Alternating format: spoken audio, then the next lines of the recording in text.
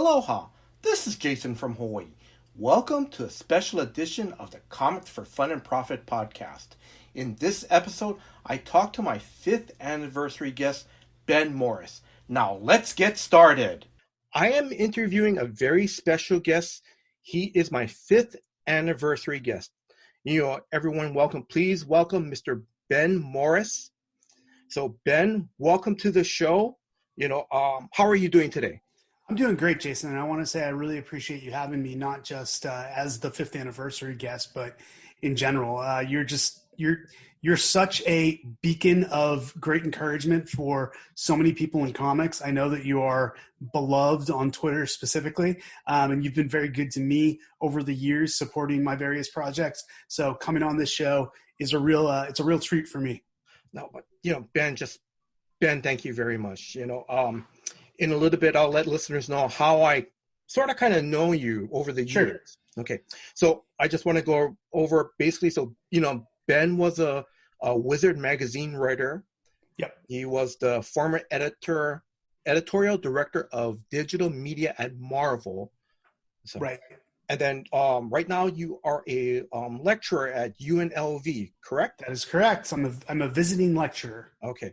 And then also, too, I have to make a note on this because yesterday the UH football team was beaten by the UNLV. I'm so sorry. Sorry. It's not my fault. No, it's not your fault. Okay. Also, too, you are a freelance writer for Marvel.com and Newsarama. Is that correct? Yeah, I've kept in touch with my friends at Marvel. I mean, I worked there for 10 years. I'm sure we'll get into it. Yep. But I've kept writing for them. And then Newsarama, it's funny because it's actually Chris Arent, who is kind of the lead editor over there, was a writer for me when I was at Marvel. So when he found out I was kind of available and doing stuff, because since I left Marvel, I've freelanced for Marvel.com. I did some work for DC, even for a minute when they had the DC Nation magazine. I wrote for them. Oh. And then Newsarama is literally a site that I've been going to since I was in high school. Yeah. So when Chris reached out and he said, do you want to do some stuff for Newsarama? I said, yeah, man, that's, even this far along in my career, I'm still having kind of like little dreams come true. Mm-hmm. So like, it might not seem like a lot, but just having that Newsarama byline was kind of cool for me. So yeah, I'm working for them as well. I'm doing less frequent work for Newsarama, more long form content. My Marvel stuff is a little bit more regular. I try to get something up every couple of weeks or so. They're primarily interviews with writers and artists and editors. That's so awesome. That is pretty cool. I'm going to ask, did I miss anything? I don't think so. That's a pretty comprehensive. Yeah. I mean, Wizard was my first job out of college. Wizard transitioned to Marvel, Marvel transitioned to UNLV, and then just all the freelance I've picked up along the way. Yeah, that's pretty awesome. And I probably start talking a little bit more, and it's kind of sort of nice tie-in that you're still kind of like, I don't know how to put it correctly. Like you're still in the comic book industry. Yeah, for sure. I would say, like, look, I was entrenched in the comic book industry for about 13 years. And yes. This is like most of my 20s, a lot of my 30s. And even though I'm not doing it anymore, I'll say this. When I initially left Marvel to come out here to work for UNLV, mm-hmm. I needed a little bit of a break. Yes. Just because I had been going comics mm-hmm. full on for over a decade. Yes. So I actually, like when I first moved here, I didn't look for a comic store. Mm-hmm. I didn't read anything. I just like kind of absorbed myself in like my new life here. And then about 6 months in, I was like, you know what? I miss comics. I'm like, I love them. They're such a big part of my life. So I went to a great store out here called Alternate Reality Comics, became very close with the owners and the people who work there, started picking up books again. And once I was ready, reached out to my friends at Marvel and just said, hey guys, I want to continue to be involved. Mm-hmm. So little ways I can find to continue to be involved in comics, because comics is, it's one of the great loves of my life. Yes. It's something that's been important to me since I was a little kid and has shaped so much of my adult life that I don't ever want to fully leave it behind. Yes. Mm-hmm. Okay. I'm sorry. So we're going to slowly get into that shortly. Let's do it. Yeah. I'm just going to, so to listeners, now basically this is the first time I'm meeting Ben. Right. I remember he did a guest hosting spot on the Weekly Watcher on Marvel.com, and that was back around 2009, I think. Yeah, It it was. was ages ago, but Yeah. I definitely remember it. Yes. Now, for listeners, you can, Google it or search it on YouTube. There's like back episodes. Yeah. Back then, it was like the official Marvel, I guess, video thing. It was a 3-minute YouTube show that talked about everything that came out from Marvel. Yeah, they had been doing the Weekly Watcher shortly before I started there. So I started at Marvel in late 2007. Mm-hmm. They had already been, and Ryan Panagos was my kind of like way in. Yes. Ryan is H&M, and he had worked at Wizard with me previously. Yes. And then he left, and I stuck around for another year at Wizard. And then after a year, he said, "Hey, why don't you come over here and work with me?" Mm-hmm. And Ryan had been, I think, responsible for spearheading the Weekly Watcher, which was this idea of just having, it's 2007, 2008. Yeah. Like, why don't we just have, we're starting to be able to utilize YouTube in ways that the company hadn't done before then. So Mm-hmm. the idea of just having like kind of like this was our, this is our Sports Center, this is our Good Morning America. Mm-hmm. It's only a few minutes long, but it's a chance to just like put a human face in front of Marvel and be like, look, there are people, there are actual people working here, and here's the news and here's what we're excited about. But yeah, it was hosted by Alexa Mendez. Yes. She was the regular host. She was awesome. And when she occasionally had to take time off, mm-hmm. I would step in, much to the delight of the YouTube audience, who were used to Alexa. were not very kind to me always, but it was a good time. To our listeners, Ben, I'm not trying to put you down or anything, but that was one of the other reasons why I watched the Weekly Watcher with Alexa Mendez. She's very beautiful. But Ben, I hung around. When you were covering, I still watched it. I appreciate it. All right. So, and then Ben co-hosts This Week in Marvel, the official Marvel podcast, and like as he mentioned, with his good friend and co-host Ryan Panagos, H&M, and then correct me if I'm I think am I going to go into that a little bit? I'm not sure. Sorry. Okay, I'm going to continue on, and then of course you became a guest lecturer at UNLV, and then you also co-hosted The Other Identity. I did. Yes. Mm-hmm. And then can you go over how did that come about? So I was in one of my roles at UNLV is I run Rebel Media Group, which mm-hmm. is a student-staffed digital media agency. Mm-hmm. It's basically what I do is, I'll explain short form, is that, like when I was in college, I worked at the newspaper because I knew I wanted to be a journalist, and that's a good way to get, just repetitions in. Yes.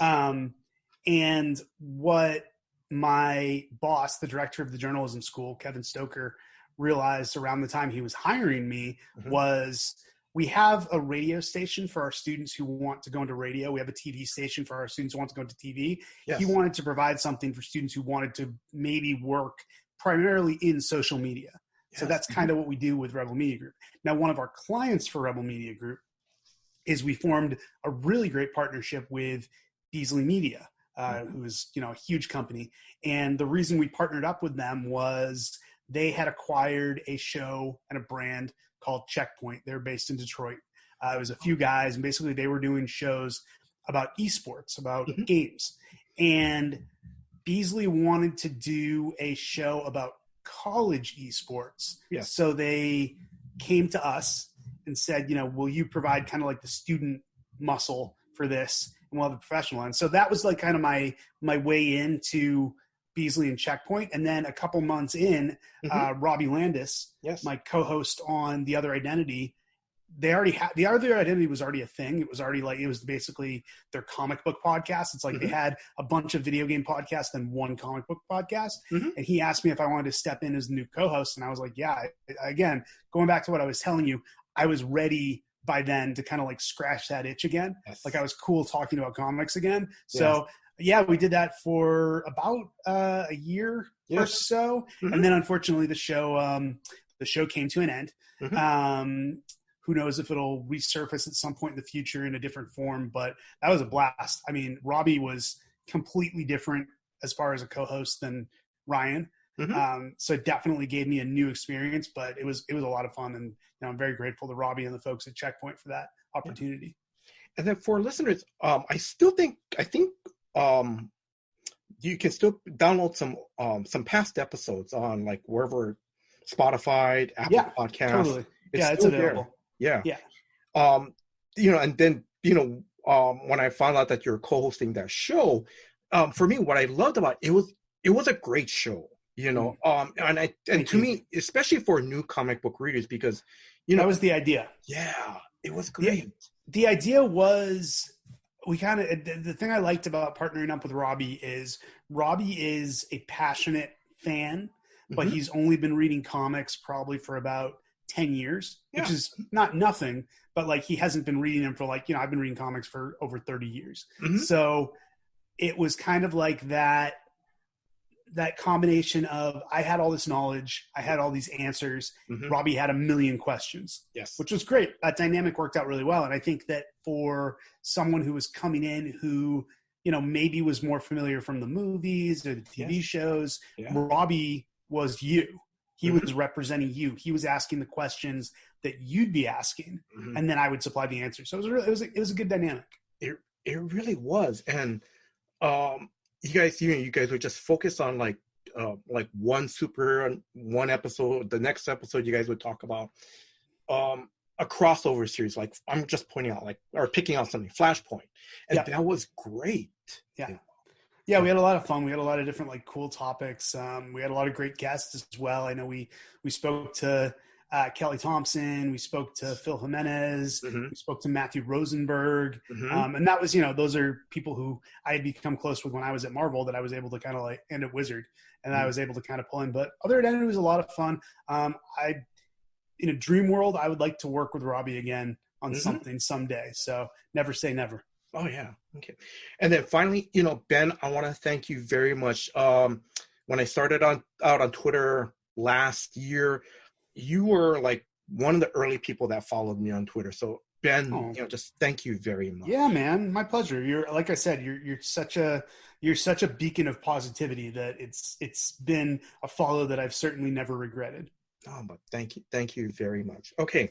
So, I'm going to ask, where can listeners follow you on social media?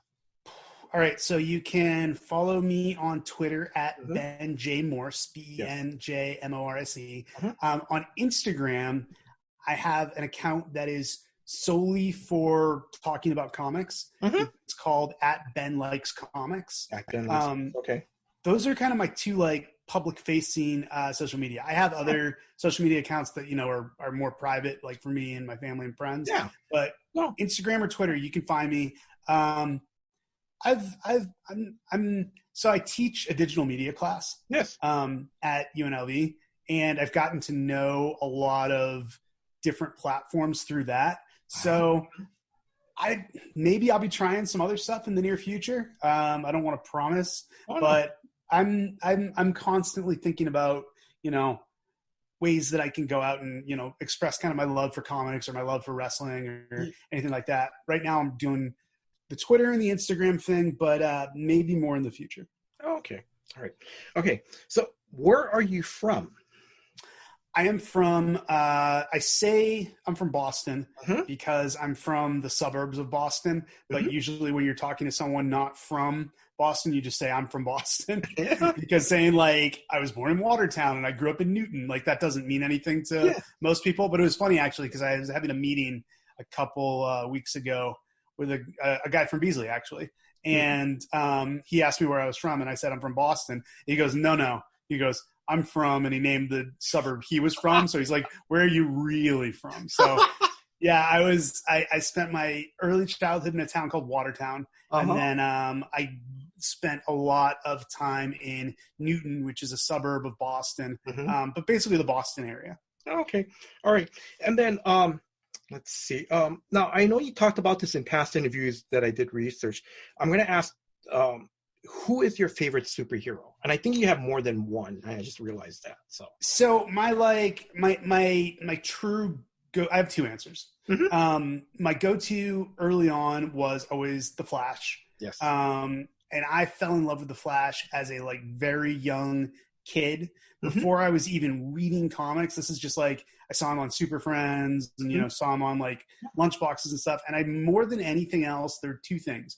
One, I thought the costume was awesome. Yes. Like I think the Flash just has one of the best costumes of ever. And then two, I just really like super speed as a power. I think it's a cool power. So I was really into the Flash when I was a kid. When I was about 5 or so, my mom was an artist. She helped me make a homemade Flash costume.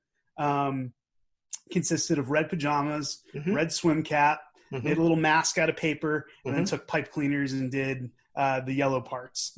But I'll always have a soft spot for the Flash. And then once I was like old enough to kind of distinguish the characters, I developed a specific love for Wally West as the Flash. I was always just like really, I mean, number one, he was the Flash when I was growing up. But two, it was I really bought into the whole the idea that he's trying to live up to another person's legacy. That idea that Wally kind of embodies it, like, you know, like Barry Allen was the Flash. He gave his life to save the galaxy, the universe, the multiverse. And then Wally is, you know, just kind of struggling to live up to those expectations. I thought that was incredibly relatable. So Wally West is always going to be one of my favorites.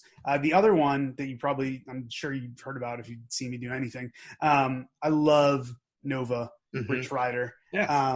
My favorite comic when I was a kid was New Warriors, the 90s volume, the initial one. And Nova was the coolest character in New Warriors. He looks awesome.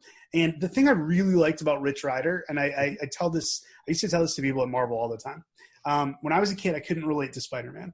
A lot of people are like, what are you talking about? He's like the ultimate relatable superhero. And I said, no. I go, Spider-Man started out as this incredibly smart, like, science geek who I can't relate to that. Like, I was an okay student, but I wasn't a genius. And to me, that always made Spider-Man kind of hard to connect with. With Rich, he wasn't an idiot, but he wasn't a genius either. He seemed like just a normal guy. And that, I guess that's probably a little bit of like the Wally West too, but like characters like that are the ones I dug, the ones who were just normal people trying to kind of make their way in the world. So I really latched onto Rich Rider.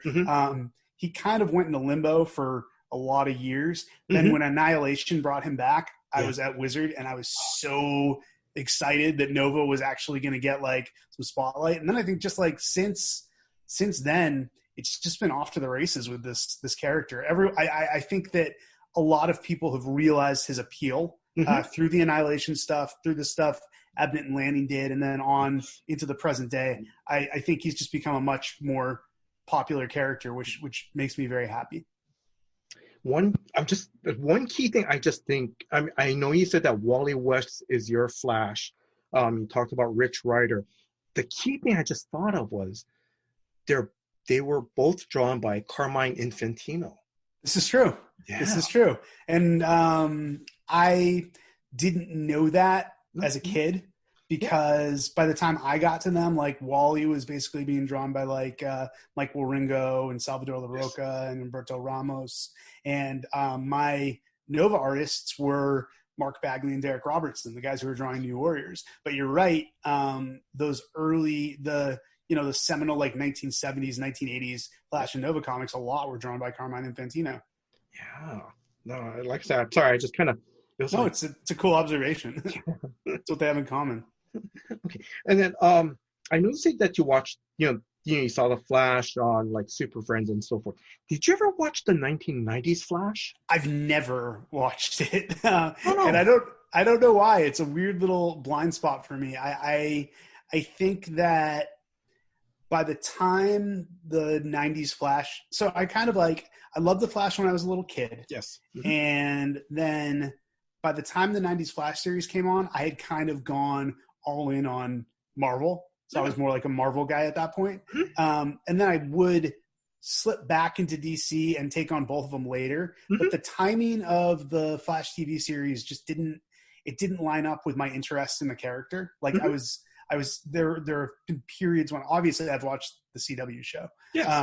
But I didn't watch the initial 90s one. And I think I might be for the best because I think I would have been confused as to like, why is Barry the Flash? Who are these supporting characters? And like, I don't think, from what I've heard, the Flash TV series didn't really align with the things I loved about the Flash. So I don't know that I necessarily would have dug it per se. That's right. Now I think about it, because when they did Crisis on Infinite Earths, Barry Allen died.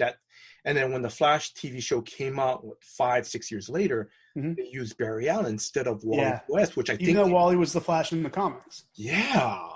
Okay. So I wanted to ask, have you ever met like Grant Gustin from the CW Flash? So hold on, my dog. No, don't worry. No, don't worry. I'm going to ask one question. So, what's your dog's name? My dog's name is Gypsy. What kind of dog? She's a little Shih Tzu mix. Okay. But she's a constant presence in any of my podcasts. That's fine. Anyways, to answer your question, I have had the good fortune to, between Wizard and Marvel, I have met scores and scores of people, celebrities and actors who are involved in either the MCU or, played characters in the past. But I have never met anyone who's played the Flash. Not John Wesley Shipp, not Grant Gustin, not Ezra Miller. I mean, it makes sense because I wasn't working at DC, so I don't know that I would have had like a connection with them. But I think out of all those guys, Grant Gustin to me is amazing. He totally embodies what I want that character to be. He's so good at just straddling the line between being a true hero and also like having fun and enjoying his powers. So I think he's the best, and I would love to meet him one day. Hopefully I want at a convention. Hopefully one day. That's what I'm hoping for. Yeah. Okay. All right. Do you remember what was your first comic or comics that you read? My very first comic that I remember. I mean, number one, the real answer to this is Archie. I definitely read. My parents had me reading Archie when I was very, very young, and I used to get those like big double digests and just disappear with them. So I was definitely an Archie kid. As far as superhero comics, X-Men was the first one. I think I've said this before, is that the first comic I can remember owning and reading is the Chris Claremont, Mark Silvestri issue right after Fall of the Mutants, where they first show up in Australia, in the outback. And I had no clue what was going on because this is like, it's a million characters. They've just come off this huge adventure that I haven't read, and they're dropping into this crazy new status quo where they live in the Australian outback. So I was like, but to me, Jason, my strategy for reading comics has always been, and I know a lot of people have a different look. A lot of people say like, oh, if something seems too intimidating or complicated, then I'm going to avoid it. I run towards that. Like if there's a lot to, if I pick up a comic like that comic with the X-Men in the Outback, I'm like, there is so much more for me to discover here. And now I can go and like, even when I was a kid, looking for back issues and trying to find everything I could, like I was very much a research kid when it came to comics. And that was why when I got back into DC a little bit, the first thing I read was Crisis on Infinite Earths. And that was just like a, kind of throw you in the deep end. Here's hundreds of characters, all these worlds, all this stuff going on. But to me, I was like, this is great because I'm reading this book. I like a lot of these characters. I'm going to go read New Teen Titans. I'm going to go read Legion of Superheroes. So that's I went beyond the answer to your question, but essentially X-Men was the way in. When I got full on into collecting comics later, it was partially Death of Superman. So I bought a bunch of Superman comics, but I was like immediately drawn to the X-Men again and again. That was always my bread and butter was X-Men comics. I love the X-Men. They're my first, even though Nova and Flash are my favorite characters, the X-Men are like my first comic book love. But Ben, like you mentioned that, because back then, a lot of a lot of people, a lot of kids just picked up whatever their first issue off the rack. Totally. And then back in the 90s, it was, you know, dollar bins, you know, back bins. That was all we had. But now it's like, if some 10-year-old kid picks up an X-Men comic, reads it, you know, they don't have to go through back issue bins. They can go to like Marvel Unlimited or Comics. I mean, oh my God. It's a different world, and it's something I think about all the time because I'm fully digital now in terms of my reading, because basically when the pandemic hit, I stopped going to the comic store. Yes. And even when things started opening back up, I had transitioned fully over to digital. And you got to understand, Jason, I can see all your long boxes in the background. Yes.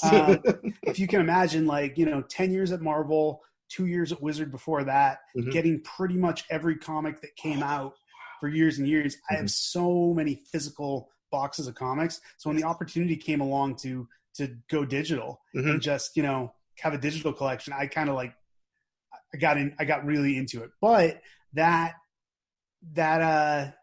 sensation of, you know, I just read an issue of Suicide Squad. This seems really cool. I'm going to go track all of these through conventions and stores and whatnot. Like, that's not really a thing anymore. Yeah. Which I don't know if that's good or bad. I mean, people have crazy access to comics now, so they should be able to read anything, which is kind of cool. But us old school fans, there's definitely like something missing as far as like the decline of the back issue bin and stuff like that. Oh yeah, it is. But okay, sorry. I'm going to continue on. Okay. So when you were young, you won a prize from Wizard Magazine contest. What was the contest and what did you win? The contest was create your own amalgam.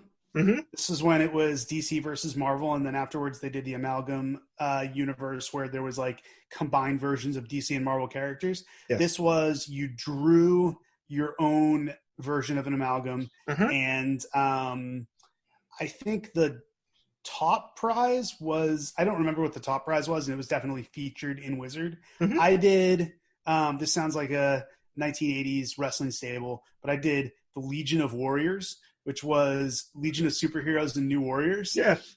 And I did like a dozen characters, and I just drew them up. I sent it in, and I got a letter back from Wizard saying, hey, you didn't make it into the magazine, but we really like what you did, so we're giving you, and they gave me a copy of JLX #1 signed by Mark Waid. So that was pretty cool.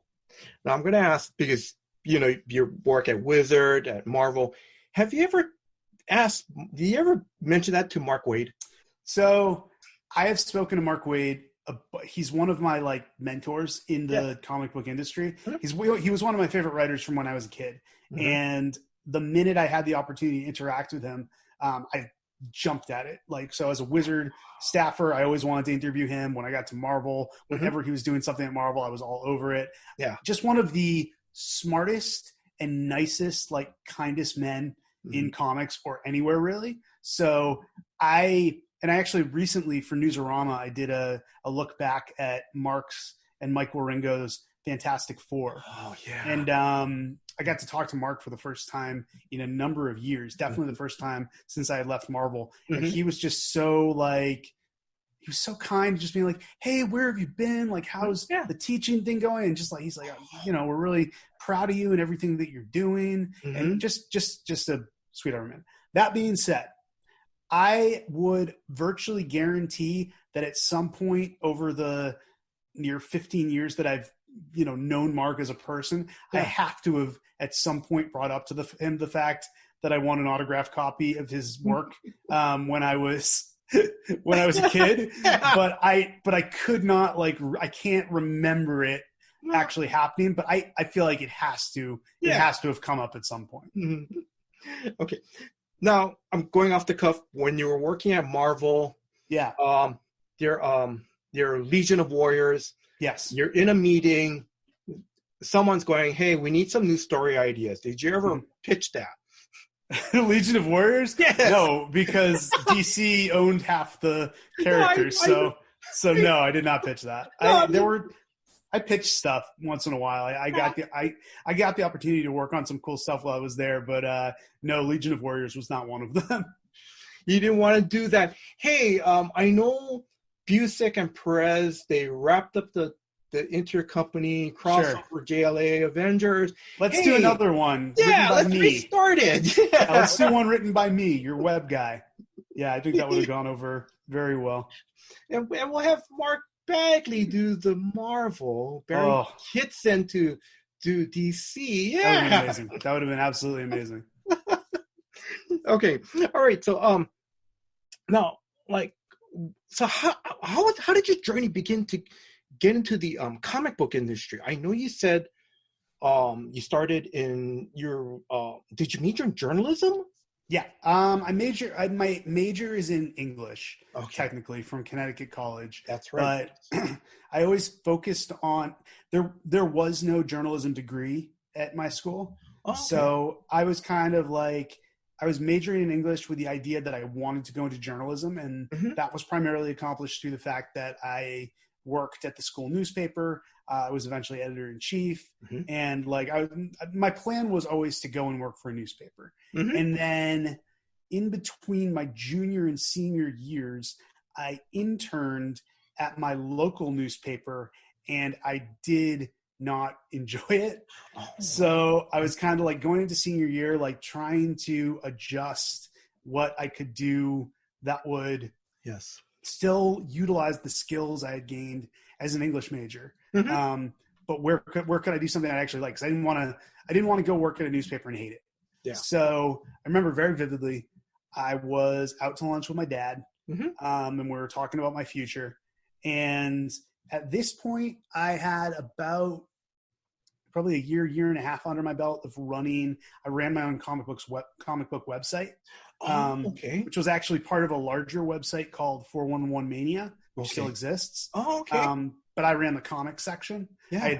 I had pitched to these guys. It started out as a wrestling website, and then they expanded. They had like TV, movies, sports, and I said, well, let me do a comic section. Yeah. And I'd been doing that for a little bit, and my dad kind of said, he's like, is there any way to do that but professionally? Nice. So my dad actually encouraged me. He's like, you should look into seeing if you can do something in comics. Yes. So as fate would have it, one of the things I did on my website was I wrote reviews, and I wrote a particularly positive review of Jeff Johns' Flash run, which was amazing. One of the best of all time. And I don't know how it happened. The internet was a much smaller place in 2003, 2004. But Jeff found my review, and my email was in the review. So he sent me an email basically saying, hey, thanks, I appreciate this. By the way, if you're ever interested in doing this professionally, like reach out to me.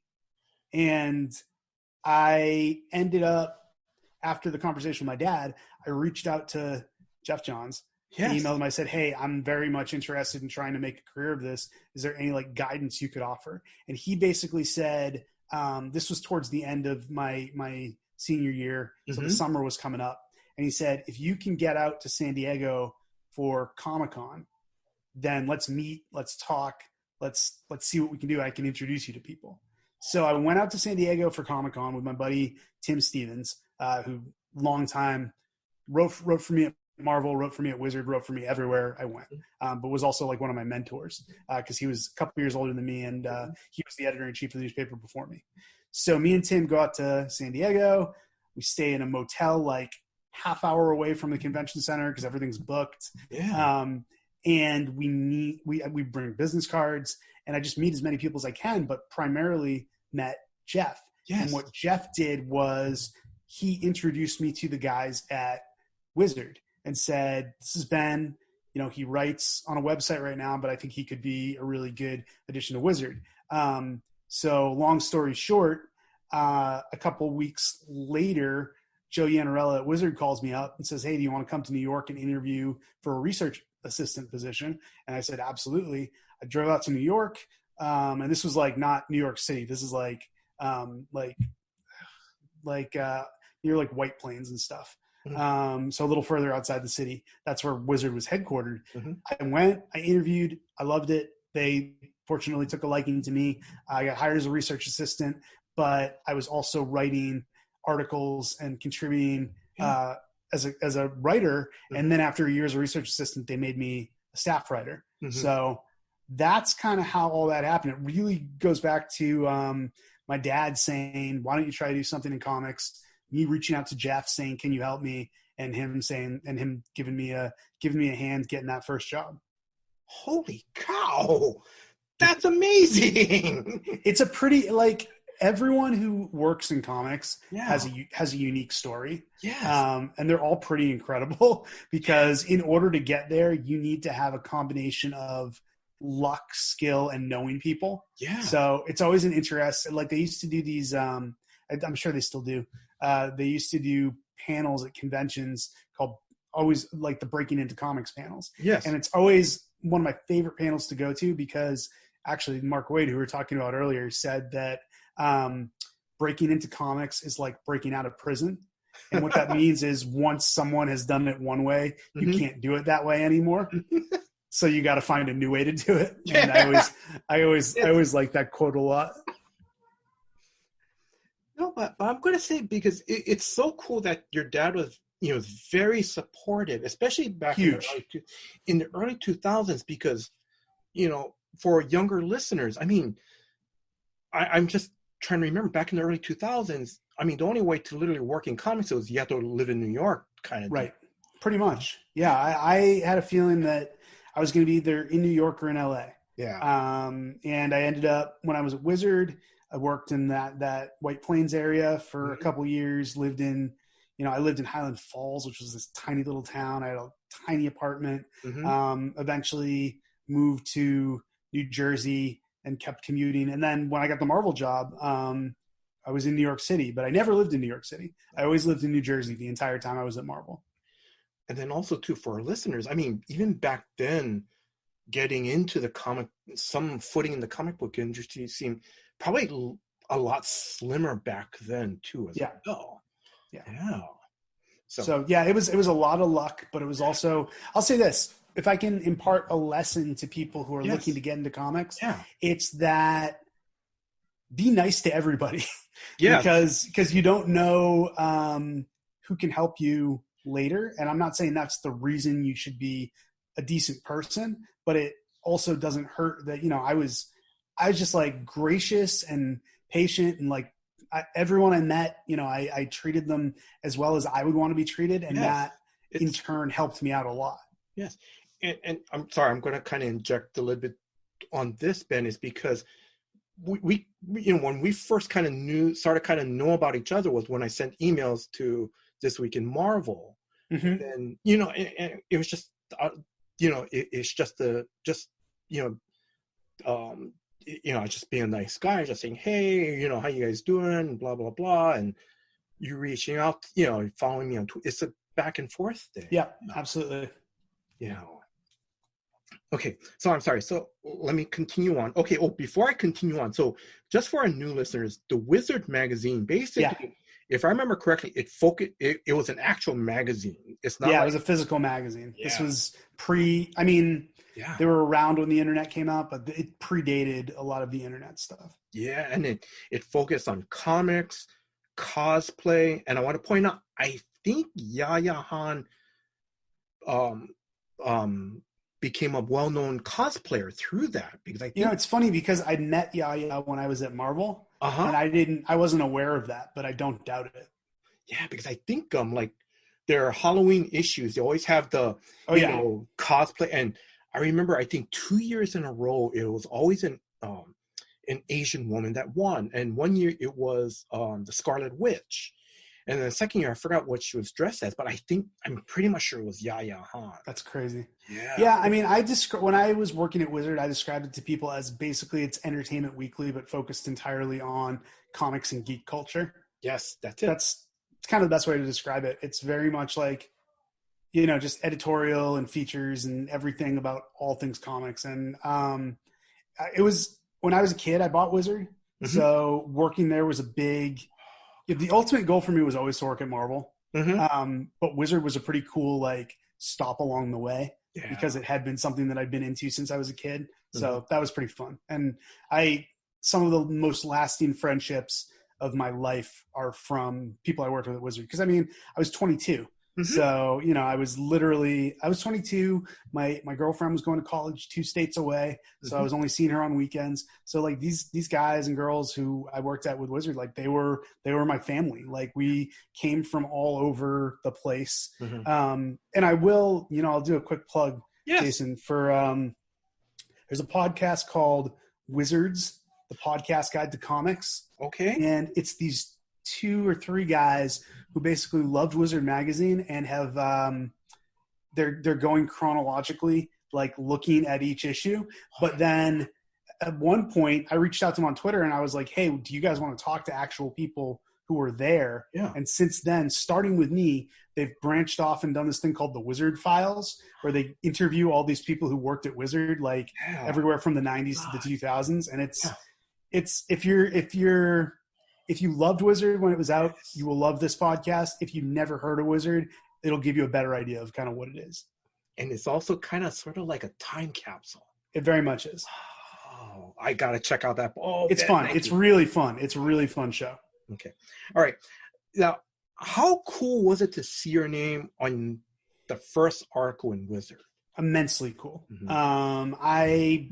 There's no feeling like it. Seeing my name in print, you know, just like talking about the stuff that I had read about when I was a kid was incredibly cool. And it never stopped being cool. Like I was there for a little over 2 years, and every time I had a byline, I was like, this is amazing.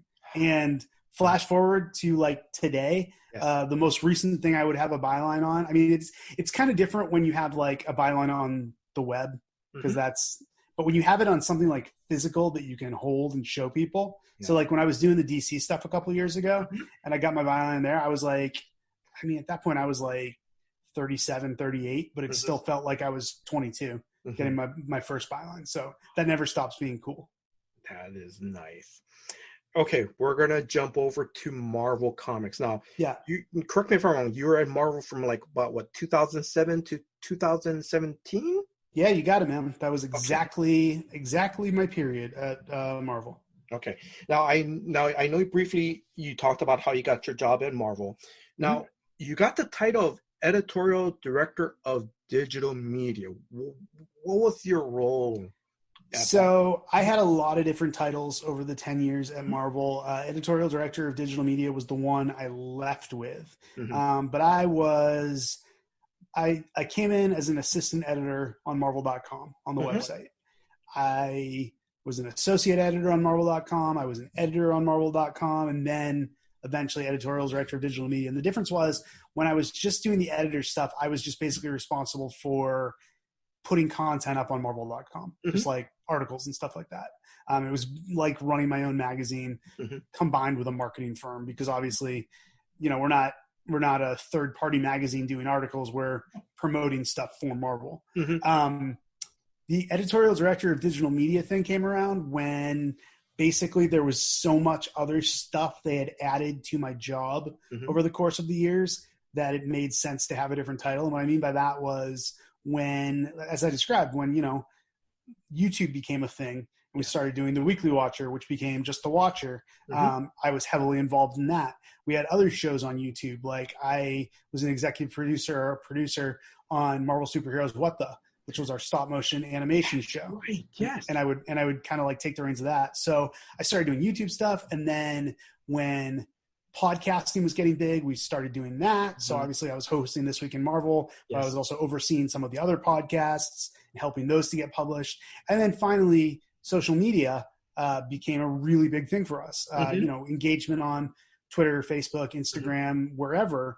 So whereas I had been hired to basically just put articles on the website, my role had expanded to the point where anything that's digital that's being touched, whether it's video, audio, social media, written articles still, like I had a piece of all of it. So that was where the new title came from. And I think I had that for like the last 4 or so years that I was there.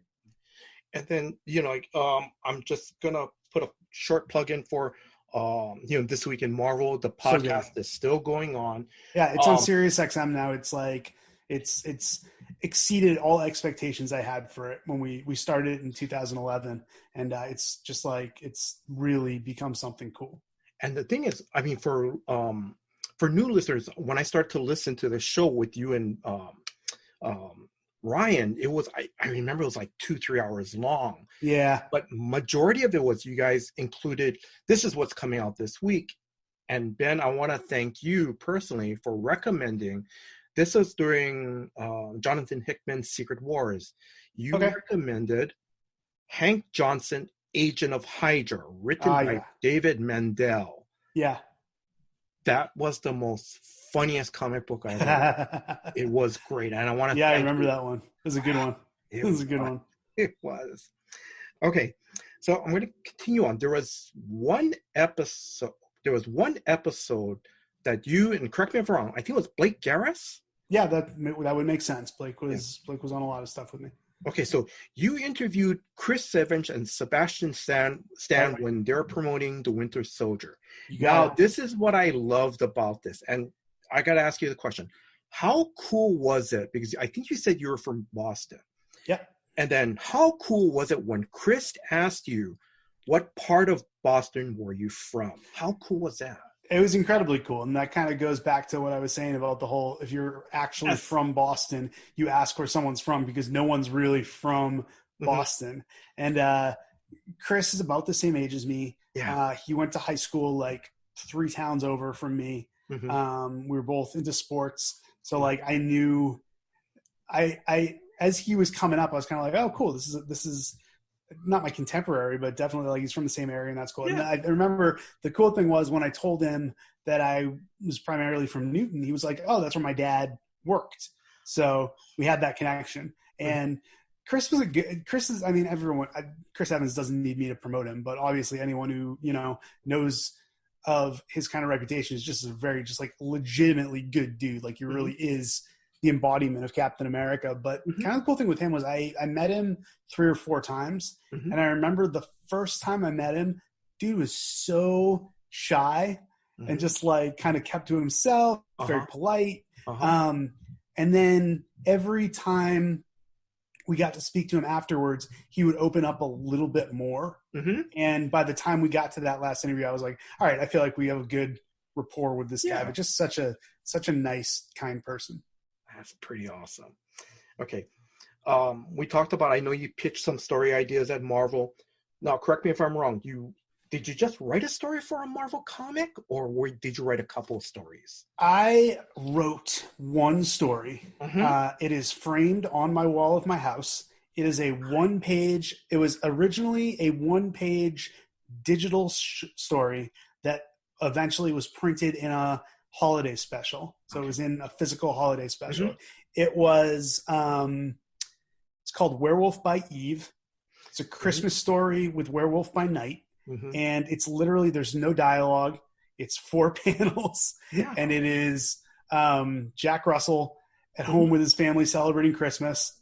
Then flip to middle of the night, the werewolf destroying everything. And then flip to the next morning, Jack Russell apologizing to his family because he just ruined Christmas. It was drawn by Stephanie Buscema, who is the granddaughter of John Buscema, which was incredible for me because I was such a huge fan of her granddad. But yeah, that's the only thing I've written. I did edit a couple comics, specifically War of Kings Warriors, which was a spin-off of the War of Kings series. And I got to work with Christos Gage and Jay Fairber and a bunch of really good artists. I remember Mahmoud Asrar was one of the artists on that, and Carlo Magno was one of the artists on that. We got to do some really cool stuff. That was the only time they let me edit anything, but I definitely took like full advantage of it and had a lot of fun with it. And I worked with Bill Roseman was like my boss on those.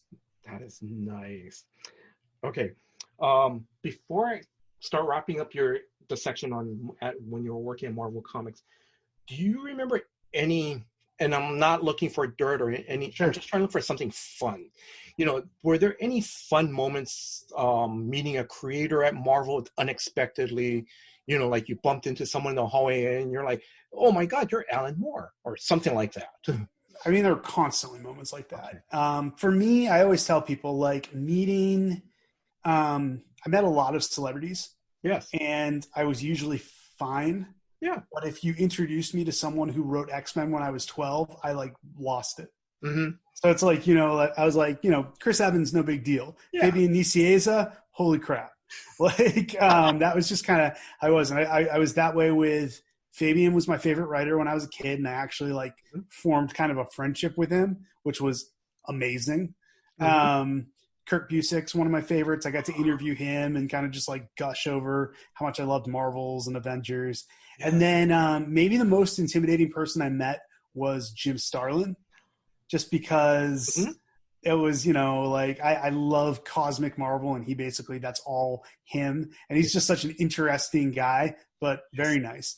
Honestly, the coolest moment though is this is not going to be surprising to anyone. And it's coming up on I think we just passed the 3-year anniversary of his passing. Mm-hmm. But anytime I got to meet Stan Lee, which fortunately I got to meet him a handful of times, and always amazing to me, always just like on, and like everyone loved him.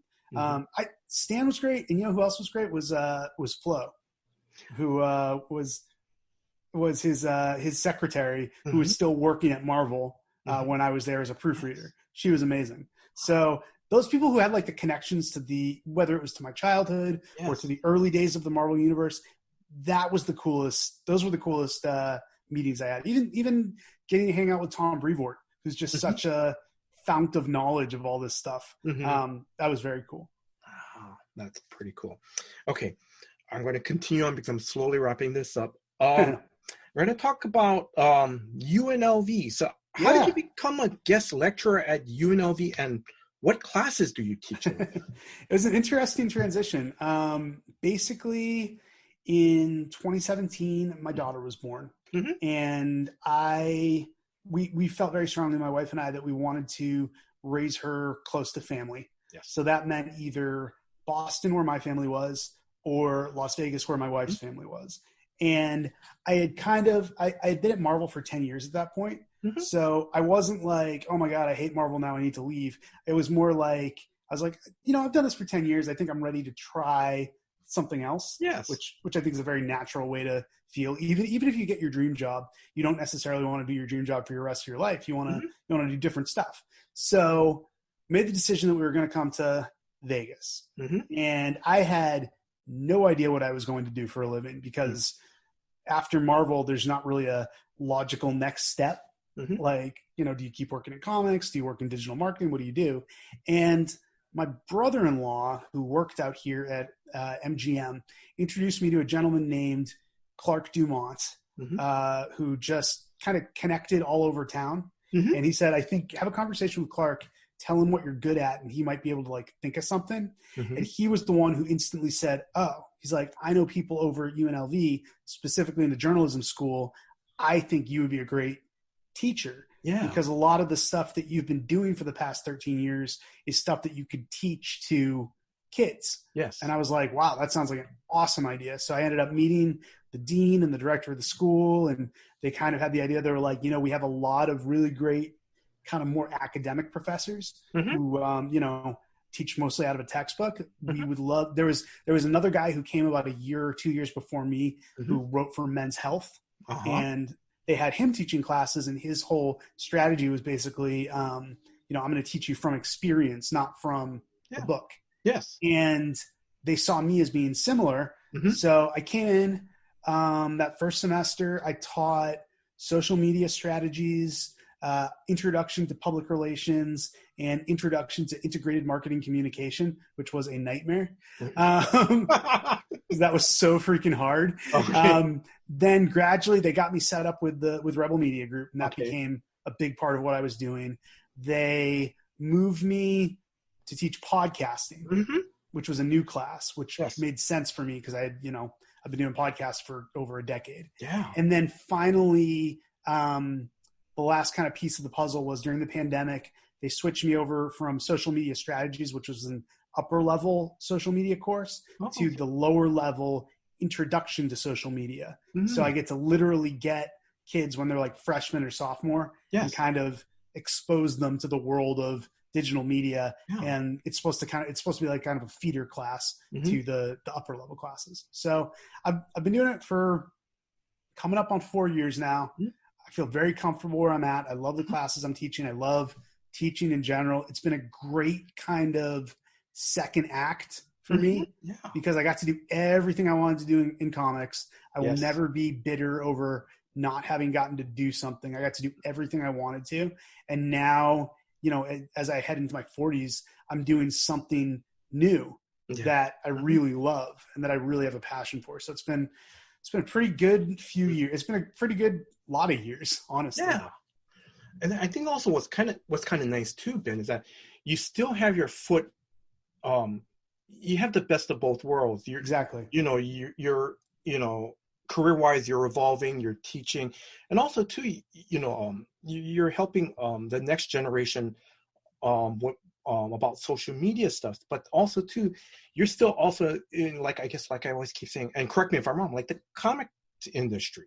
Yeah, no, I'm definitely still a part of the comics industry. Like, I don't feel like I'm not connected. And it's great. The thing I love the most, though, and this is like just a nice little thing for me, is like I'll reach out to writers and artists to do interviews for my freelance. Yeah. And the first thing they'll say is, "Oh, are you coming back?"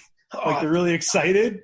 So I appreciate that. Like, I appreciate having a good reputation in the comics industry. I like that I can reach out to anybody and get an interview. So it's all good, man.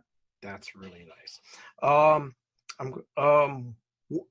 Where do you think social media will go next, or how do you think it'll evolve next? Because we already have YouTube, we have podcasts, we have TikTok. I have no idea where it's going next. Yeah. And if I tried to predict it, I think I would be just making something up, because as someone who is now taught social media for a few years now, the one thing I've observed is it's constantly changing and we're not able to predict what comes next. And to be good at social media, probably the most important attribute you can have is flexibility and adaptability. Because I'll give you the example of the first semester I was teaching the intro class was the semester that the US government was trying to get TikTok banned. All we talked about every day was, is TikTok still going to be around? Is TikTok going to go away? Yeah. And then by the next semester, it was like, TikTok's here and it's huge and we need to figure out how to use it. Yeah. So as a teacher, I go from, this is like part of my news discussion to, no, this is a pretty core thing that you have to learn. And that's happening all the time. So it's tough to predict the future. You more just have to be ready to, kind of roll with whatever changes head your way. I'm going to jump into one of your favorite hobbies, wrestling. Yeah. When do you remember becoming a wrestling fan? I distinctly remember that I had definitely seen wrestling when I was younger, but 8 years old, 1990 Survivor Series. My dad bought the pay-per-view on Thanksgiving. And that was my first exposure, and it was love at first sight. I have loved wrestling ever since. I don't think it's any surprise. It's no surprise to me that anyone who works in comics is predisposed to like wrestling. And on the flip side, I've met so many wrestlers who love comics because it's the same thing. At the heart, it's colorful, larger than life characters who embody good and evil, kind of having this incredible struggle. So I was already into comics. Wrestling was a natural thing. I've loved both ever since. And some of the best experiences I had at Marvel was getting to meet so many of the guys and girls who, bring wrestling to life, who were fans of what we did and we were fans of what they did. And it was a nice kind of exchange back and forth. They would come tour the offices, and then when they were, at a show nearby, they would get us tickets. And it was I formed a lot of really nice friendships that way as well. Off the cuff, is your dad a wrestling fan? My dad was like a casual wrestling fan who I greatly exceeded. I became a much bigger fan than he ever was, but he was the one who introduced me to it. Whether I don't know if he regrets that or not. Let's see. Okay, now if you were a wrestler, what would your name be? what would be your catchphrase and what would be your power move? So I would probably use the same nickname I used on Other Identity, which is Professor Awesome. I think that's a good place to start. Catchphrase would be something corny like "School's in session." No, that's fine. Really easy. And then the thing about like finishing moves is I'm a little guy, so I'd want to make sure it's something I could do on anybody. So I don't want to do anything where it involves me like picking anyone up. So it'd be something off the top rope. Okay. I'm not sure what, but it would be some sort of high flying thing that I could pull off. Okay. Now, like I said, I'm slowly wrapping this up. I forgot to put this in the interview questions, but I want to ask you, on your Twitter feed, I'm almost either every day or every other day, you always have your, at the end of the day, let's thank tweets. Every day.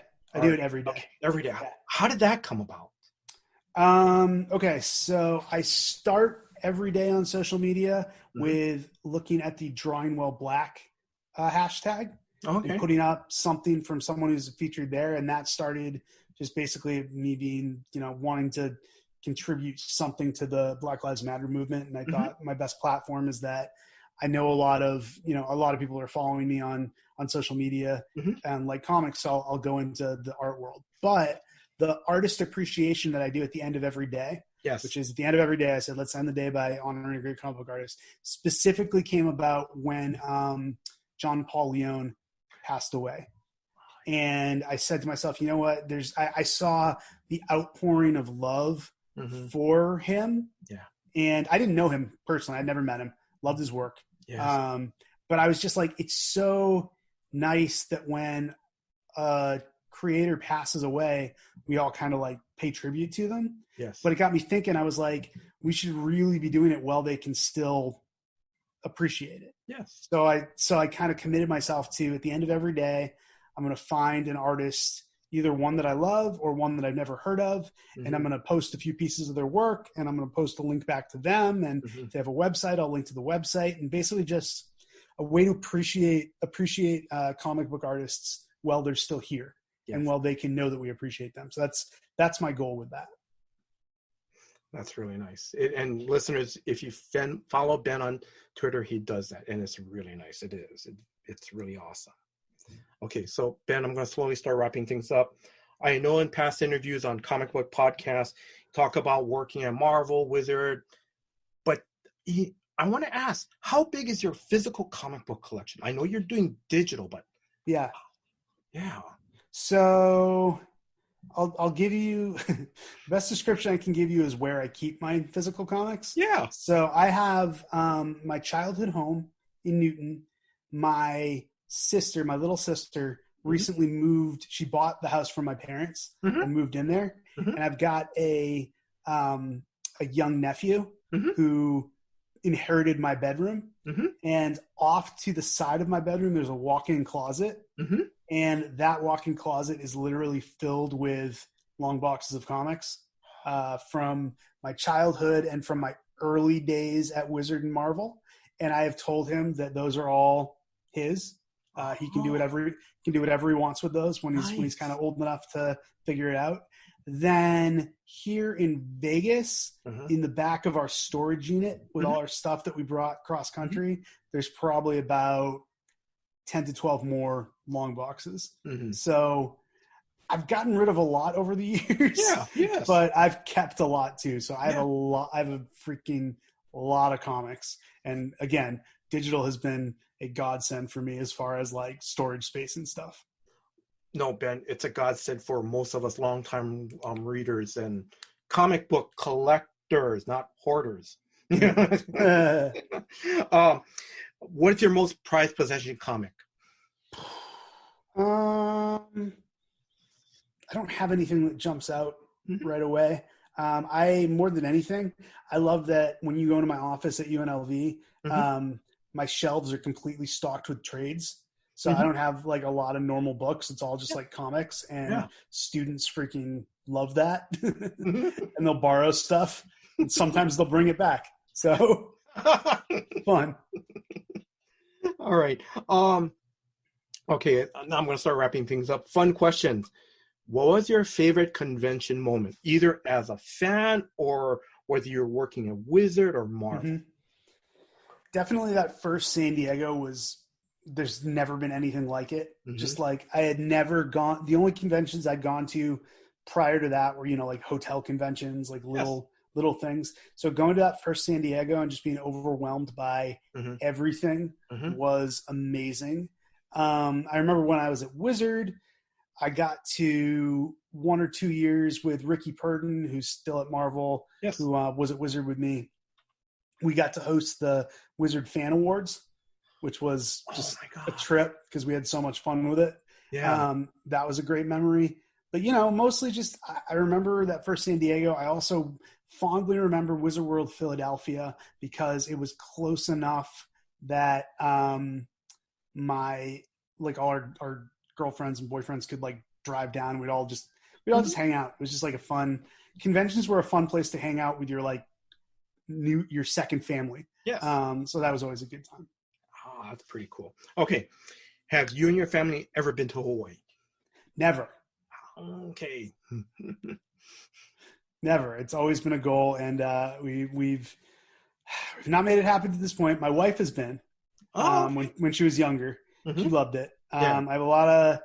The interesting thing about Vegas is I don't know which they call it, but there are some places where they call it like they call it like an unofficial island of The, Hawaii. they call it the Ninth Island. The ninth Yes. island. I was going to say the eighth, and I was like, I don't know if that's right. Yeah, they call it the ninth island because so many people from Hawaii end up here in Yes. Vegas. So a lot of students, colleagues, etc. I have Hmm. met. So I will make it there someday, and when I do, I will let you know. Oh, yeah. But it's in the future. Yeah. And I'm going to say, yeah, and I'm going to say, if you want to, yeah, just let me know. One day we can just go to grab lunch. We can, I'd yeah. love that. I Ah. always get jealous of your meal postings on Twitter. It looks so delicious every time. Makes me hungry. Any last words to our listeners? Um, I just want to say that I've been thinking a lot about comics in the last couple of days, specifically because it's the anniversary of Stan's passing, and I'm just so grateful for the life that comics has given me, professionally and personally. I think it's the best thing in the world. I will be forever grateful that I got to be a part of it, that I continue to get to be a part of it. And I appreciate people like you, Jason, who kind of allow me to keep dipping my toe in the water and keeping part of my world in comics. I appreciate that. No. So, all right, Ben, I'm going to start wrapping this up. Ben, thank you very much for your time. I'm so glad we are able to finally meet and talk. Thank you very much. Thank you for giving me the opportunity to interview you. Again, thank you very much, Ben. It was my pleasure, man. Thank you. And then, and I want to thank you, the listener. Thank you for your time. And thank you for listening to this episode. Until next time, guys, aloha. Aloha from me too. I had a great time talking story with Ben about his love for comics, how he broke into the comic book industry and is still today contributing to this industry. If you guys get a chance, please follow him on Twitter and on Instagram, and please check out his articles on Marvel.com. You know, I want to give a big mahalo to Ben. Ben, thank you very much for your time, and thank you very much for being my 5th anniversary guest. I also want to thank Drew, the co-host of Comics for Fun and Profit, for letting me contribute to his podcast. And Drew, thank you very much for doing all the heavy lifting behind the scenes for putting this episode together. Now, if you are a new listener to the Comics for Fun and Profit podcast, please check out their weekly episodes that comes out every Saturday. Drew and Kyle do spec picks of new releases that comes out every Tuesday and Wednesday. And finally, I want to thank you, the listener. Thank you very much for being on this journey with me. Thank you very much for listening to my interviews for the past 5 years. Thank you very much. I want to thank you very much for your time. Thank you very much for listening to this episode. Until next time, guys. Aloha.